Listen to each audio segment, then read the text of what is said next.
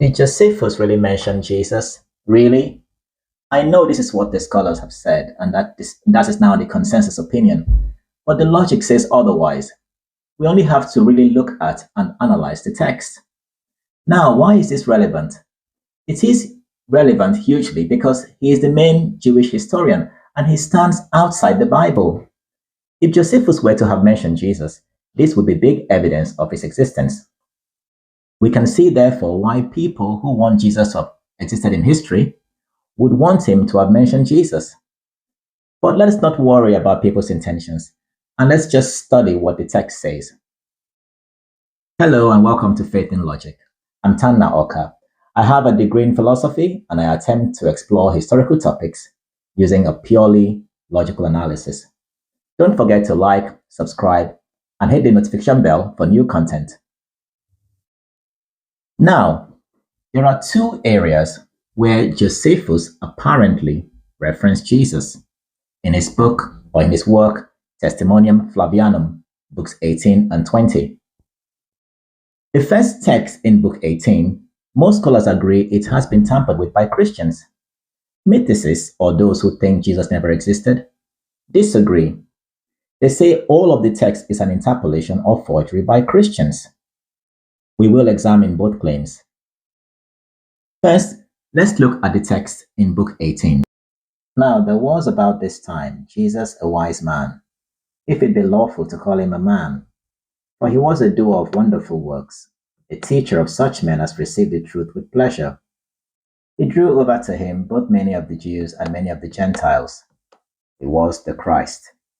And when Pilate, at the suggestion of the principal men amongst us, had condemned him to the cross, those that loved him at the first did not forsake him, for he appeared to them alive again the third day, as the divine prophets had foretold these and 10,000 other wonderful things concerning him. And the tribe of Christians so named from him are not extinct at this day. Historicists say that the sentence, he was the Christ, is the bit that was added by Christians. However, mythicists argue that no, all of the text is an interpolation for several reasons, which we will get into. Mythicists also say that even if we could accept that all of the text was authentic, Josephus' source could only have been the Gospels. It could not have been just oral tradition because, as was shown earlier, Paul would have had access to this same oral tradition. And he didn't. Apparently, he didn't. So if you're wondering why we're talking about Paul, please see my earlier video on Was Paul's Jesus Ever on Earth? So what are the reasons mythicists reject the text in Josephus as an interpolation? The reasons they give are these. First, it was fairly common at the time for interpolations to be whole chapters and not little bits interspersed in a chapter. If Christians forged some of the chapter talking about Jesus Christ, well, why not all of it? Second, the chapter does not flow with the general text of Josephus. It appears to stand out from the one before and the one after it. And third, unlike how Josephus would write, the passage gives no explanation why the people wanted Jesus dead, what Jesus' threat was, or anything else. Josephus would usually give a background as he did on John the Baptist and his execution by Herod. And we will look at John the Baptist and see what Josephus wrote on him, just to compare. Mythicists say the only people who would know enough to fill the gaps in that passage are Christians, not the everyday reader. Finally, and this is key, mythicists argue that Josephus would never use the word Christ, for reasons including political and religious. He goes out of his way to avoid such words, including the word Messiah. Historicists do agree that the Christ in that passage is an interpolation. However, historicists don't buy the argument that Josephus would never use the word Christ. It is important to remember this point for the argument on the next book, Book 20. It is in Book 20 that the argument gets more fierce. I have rewritten the chapter in summary in Book 20 using everyday words except the key bits. And when Caesar heard of the death of Festus, he sent Albinus to Judea as procurator. But the king, Agrippa, removed Joseph from the high priesthood and gave it to the son of Ananus. Now, Ananias' father was fortunate. He and 5 of his sons have enjoyed the dignity of holding the role of high priest. But this younger Ananias, just appointed, was a man of high temper, insolent and arrogant. He was also one of the Sadducees, who are very rigid and strict in judging offenders above the rest of the Jews. So this Ananias, following his nature, saying that Festus was dead and Albinus was on the way, and he had the opportunity, assembled the Sanhedrin and brought before them the brother of Jesus, who was called Christ, whose name was James, and some others. He accused them of breaking the law and put them to death by stoning. But the people were not happy at this blatant breach of the law and urged the king to punish him. They even went as far as to speak with Albinus on the matter, telling him how it was not lawful for Ananias to assemble a Sanhedrin without his consent. Albinus wrote in anger to Ananias, and as a result, the king Agrippa removed the high priesthood from him, that's Ananias, and made Jesus, son of Damnius, high priest in his place. In this passage we've just read, whilst mythicists argue that the clause, who was called Christ, is an interpolation by Christians, historicists argue that it is not. Remember the point before about Josephus using the word Christ. Remember that historicists say Josephus could use this word, while mythicists say he would never. Now this chapter, if authentic as it stands, could be evidence for a historical Jesus, because it gives us something outside the Gospels, and it would also support the claim of historicists that James, referred to by Paul in Galatians 1:19, was a biological brother of Jesus, because historicists say this is that James mentioned here by Josephus. Josephus was a historian after all and would only write facts. Again, if you're not following, you may want to see my earlier video on James, not the brother of Jesus. The following are the arguments mythicists have put forward to show that the words who was called Christ are indeed an interpolation. First, once again, Josephus has used the word Christ, which he wouldn't. But even if he would, Josephus introduces the term who was called Christ, or rather that clause and the term Christ, without at least explaining what the term meant and why Jesus was called so. Remember, historicists do agree that the Christ in Book 18 was an interpolation, so Josephus did not write it in Book 18. Therefore, by the verdict of pretty much all historians, this was the first time Josephus was using the term Christ in reference to Jesus. But he gives no explanation or background. Only a Christian would get it without explanation. Second, reading the chapter, we can get a sense of what message Josephus was trying to pass. He does not tell us the crime of James and the others. And these are not followers, by the way. Josephus used the Greek that means random others. However, Josephus tells us the crime of Ananias, illegal trial and execution of offenders. The whole chapter appears to be about Ananias and what he did that led to him losing the priesthood. It is even more compelling when we read the very last chapter before this one and see that Josephus had also been talking about a succession of high priests. So the question is, why did Josephus name James out of all those executed? As a historian, the only reason must have been to show his connection to that Jesus. So this Jesus, brother of James, must have a connection to this story. If we accept that this Jesus, brother of James, is Christ, where is the connection to the story?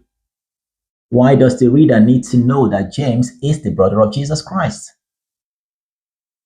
Historicists respond to this by saying that it is because in Book 18, Jesus was killed by the principal men of the Jews, so James, his brother, was also an enemy of the people. Mythicists say this is mere inference, and it is indeed mere inference. It does not come from the chapter in Book 20. Besides, for this explanation to make sense, Josephus would, at the very least, have given the reader an idea why Jesus was killed, how he threatened the authorities, what his crime was.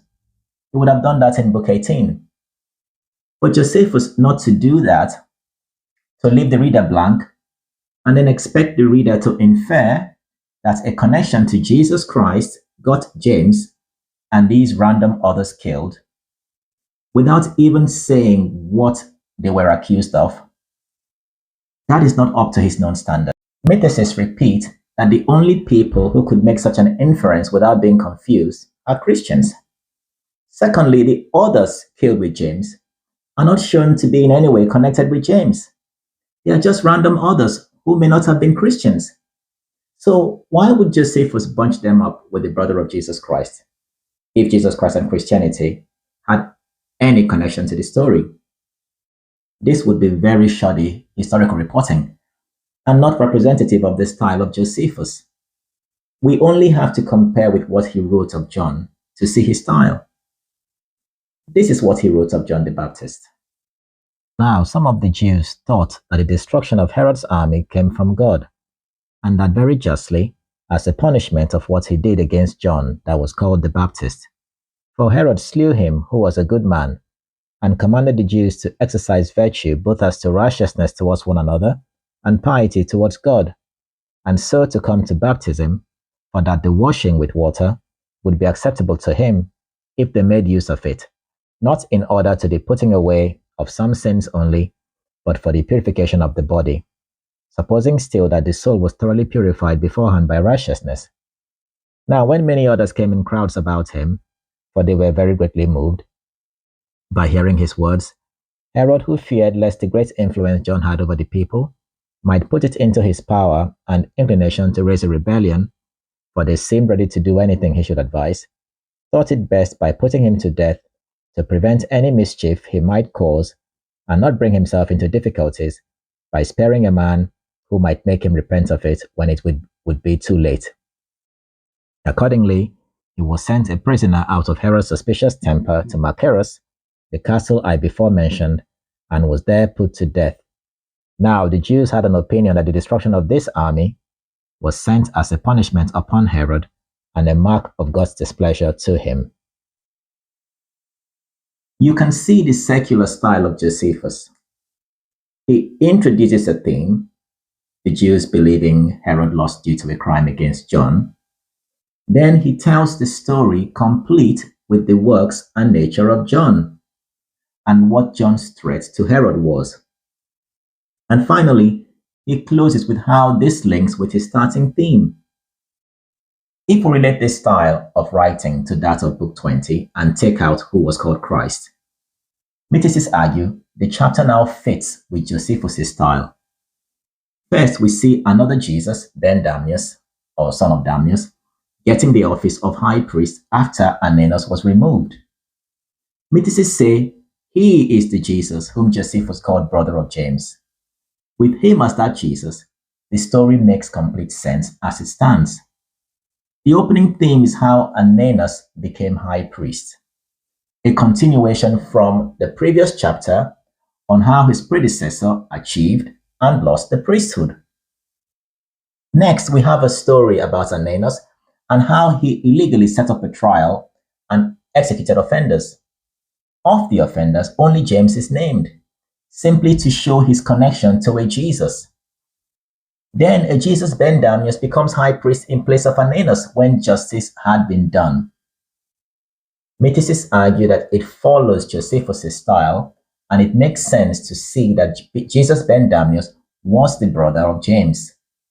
The chapter is showing how he became high priest after Ananias lost it, as well as how Ananias lost it. So Jesus Ben Damnius became high priest as a way of dispensing justice and compensation to him for his loss, which was not uncommon in those days. But even if this was not common practice, the story as a historical piece now makes sense.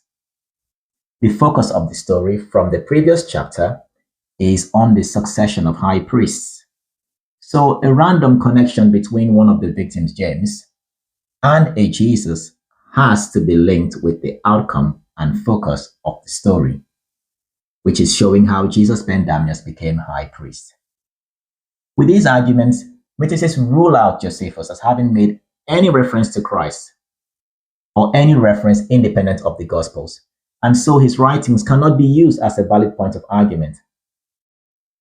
And looking at this, I cannot fault the logic of mythicists here. It all makes cohesive sense, and it makes one wonder how any scholar would hold that Josephus referenced Christ at all, or worse, that he did so independent of the Gospels. Until the next time, thanks for watching, and bye.